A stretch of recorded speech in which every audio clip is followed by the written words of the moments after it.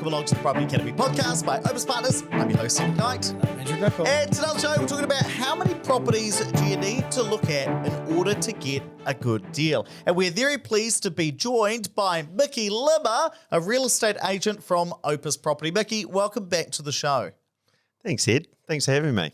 Now, one of your roles here at Opus is to go out and find good quality investment properties for the investors we're working with here at Opus. And on this show today, we're going to talk about both new builds and existing properties. But Andrew, in traditional property circles, how many properties would somebody need to go out and look for in order to find a good deal? Now, it might be somewhat overkill, but I remember when Dolph DeRosa's book, Real Estate Riches, first came out and I read that, the general rule of thumb was that you looked at 50 properties.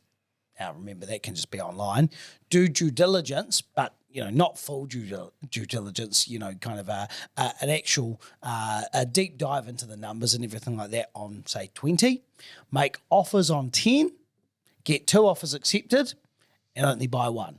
So you've got to look at 50 properties or maybe even 100 if you're looking online in order to just buy 1 property and get a good deal. Again, I think that probably in those days it was very much a lot more of a manual process than maybe it is today. So maybe those numbers wouldn't be quite as extreme as that. I mean, you're wasting a lot of time if you look at 49 dud properties. I personally have got pretty strict criteria for myself that I can tell pretty quickly if it's a deal or not a deal. But if you're starting out, that's probably a good rule of thumb to get you familiar with the market. Okay, and we're going to come back to existing properties in a minute. But Mickey, I'm going to come to you now. Of the properties that you look at, what do your numbers look like? How many would you have to look at before you say, hey, yeah, I'm going to go with that deal, recommend that to some investors? So as a bit of a brief overview, we look at about 15 to 20 developments a week across New Zealand. So they are either our existing developers or new developers coming to Opus saying, hey, can you help us with moving this stock on? And so we review that, me and a development consultant, Lockie, and we look at the area more than, the city it's in, the bedrooms, does it have a garage, does it have a car park, what's the rents like in those areas, is the product good, is the developer got a decent track record, and how many developments have they completed in recent times? Are they people that are going to work with us? Now, after looking at those 15 to 20, we might say yes to 2 or 3 of those developments. We typically, if we were to average it out across a year, we accept about 20% of what we've been sent. So obviously it gets a bit tiring calling developers and saying, hey, sorry, you're not the right fit for us. But ultimately, our goal is to get our investors the best possible deal. So you're looking at about a 10 to 20% hit rate. And when you're talking about looking at 15 to 20 a week, is that kind of the due diligence phase that Dolph DeRosa's talking about, if we were to put it in his words? Yeah, sometimes. They'll just send us through plans and say, hey, what do you think of this? Yeah, I think it's that high-level look at, does this work as a concept, generally speaking? Yep. And then often Mickey will come and sit down with me and we'll run some more detailed numbers. Yep. So we'll run exactly what any investor that's either buying with our return on investment calculator or is working through Opus would do. We'd actually deep dive into what the ROI is on the property and see, does it work? Is it within COE of where we want it to be? If it is, we might negotiate a little bit down a little bit further. If it's not, we'll go back and say no. The show, is it Pawn Stars, where they always haggle over the price? Yeah, PAWN. Yeah. That's the one, Ed. They come in and Rick's in behind there and they say, we want $5,000 for it. And Rick says, I'll give you $400.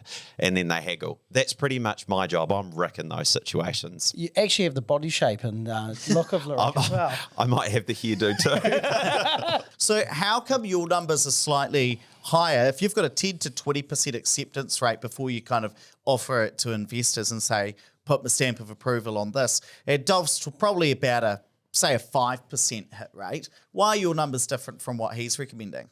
I think I could probably answer that for him. It's because we've got very prescribed criteria, and we actually won't even bother looking at something if it's way outside of that. So I'll give you an example. Last week I got a phone call from a developer who I know but we hadn't worked with, and they said to me, hey, this is kind of what we're doing. I said, what's the price? They told me, and I said, you're miles out, don't waste your time coming in. As it ended up eventuating, they decided, okay, we'll reduce to that price to make it work, and then they came in and met with Mickey. Now, if you can't make it work, no point coming in and having a meeting, so we eliminated a lot of stuff to begin with.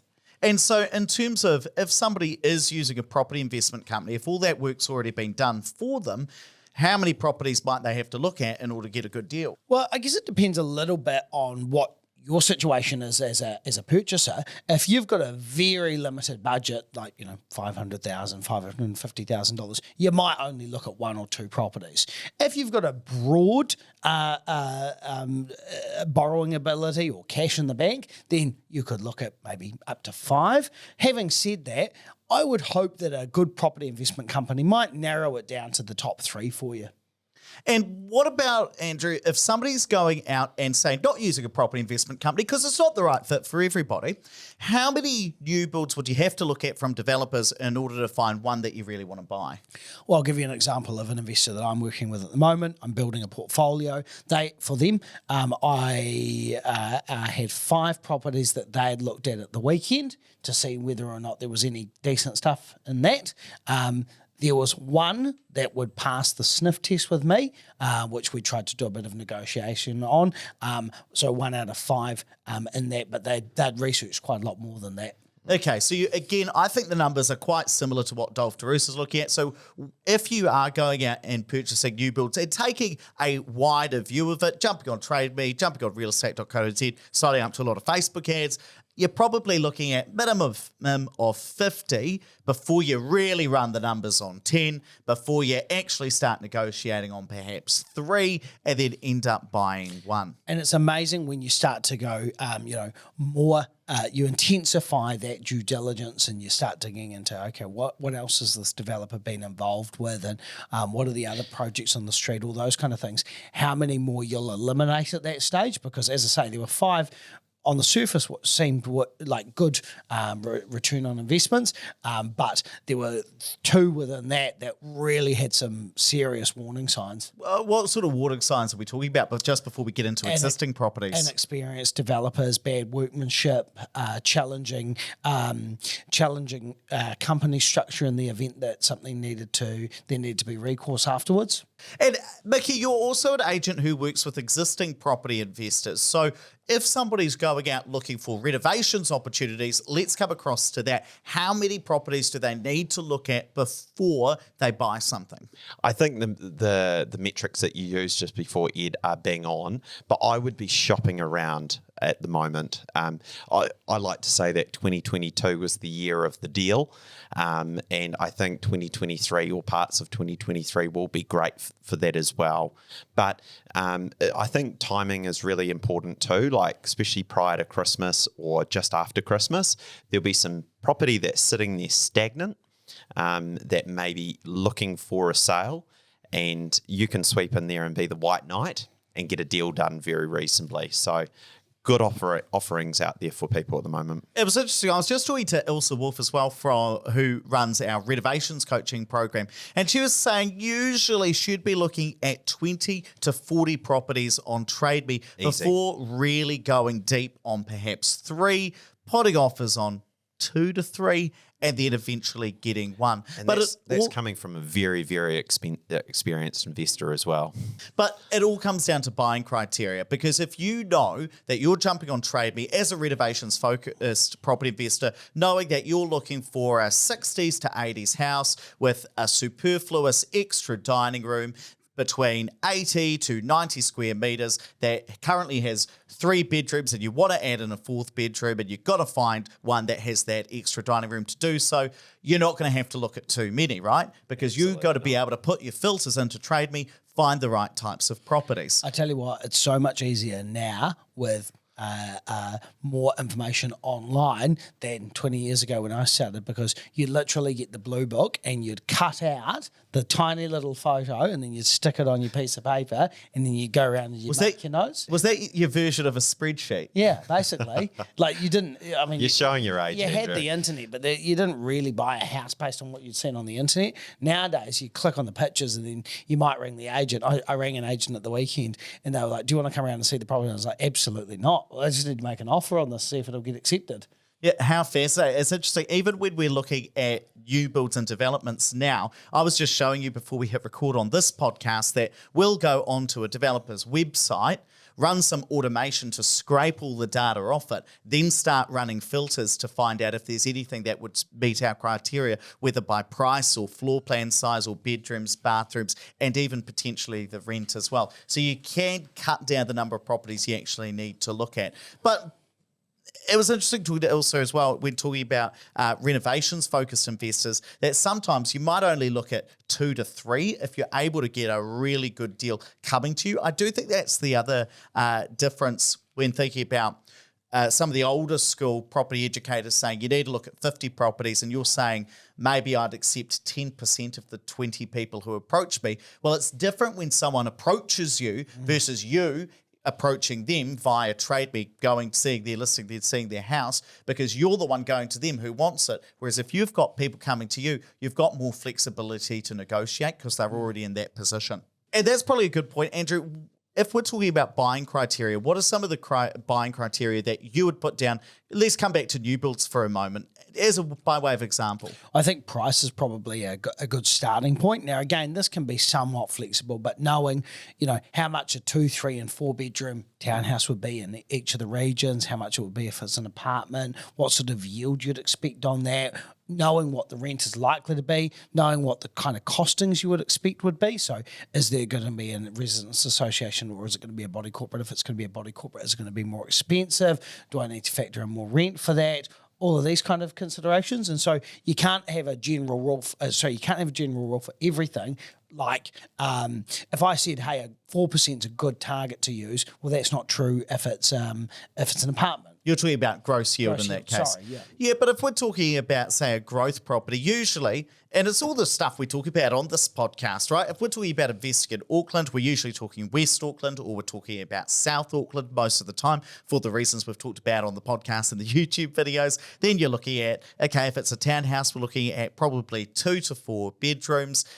Cut out most of the one beds, then would be talking about a 4 to 5% gross yield, and would be looking for something with a car park most of the time. And you see, these are the sorts of criteria that you'd put in, which means that anything outside of that you can chop out. You don't need to look at as many properties in that case. Well, I'll give you another example. Mickey came into my office today and said, tell me about this development in Mosgiel that someone's ringing me about. And I said, we're not interested in Mosgiel right now because Dunedin's overpriced by our calculations, so it's not somewhere that we're even going to take a deep dive into because it doesn't fit our investment criteria. Bang on. I was just going to say, Ed, as well, about in Christchurch at the moment for a new build, about 4.2% is a entry point for us at the moment. For yield? Yeah, for gross yield. But I just wanted to point out on that because I've been seeing quite a lot of properties advertised at 5.7% gross yields and that sort of thing.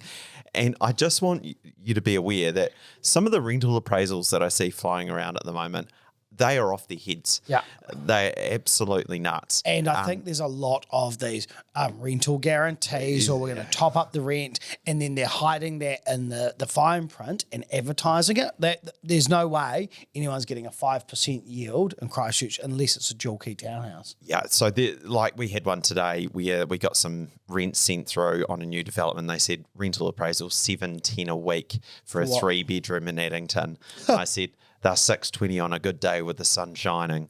So straight off the bat, people are dealing with the wrong numbers. So we just need to be very conservative with that.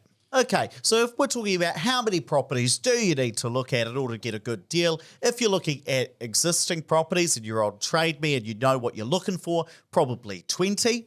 If you don't know what you're looking for, you're probably somewhere between 50 to 100. If you're out there looking for a new build and you're going to approach developers directly, it's probably the same, 20 to 100, depending on whether you know what you're looking for or not. But if you're using a property investment company, you're probably looking at between 2 to 5 because a lot of that work's been done for you. Is that a fair summary? Absolutely, Ed. Right, let's wrap it up there, but please don't forget to rate, review, and subscribe to the podcast. Really does help us get the message out to more people. And hey, if you want to learn more about property with Andrew and I, you've got to subscribe to our YouTube channel. We release new videos every Monday and Wednesday. Google Opus Partners YouTube and hit that subscribe button.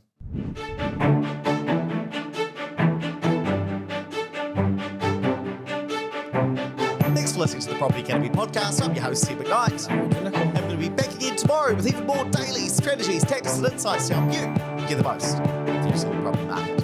Until next time,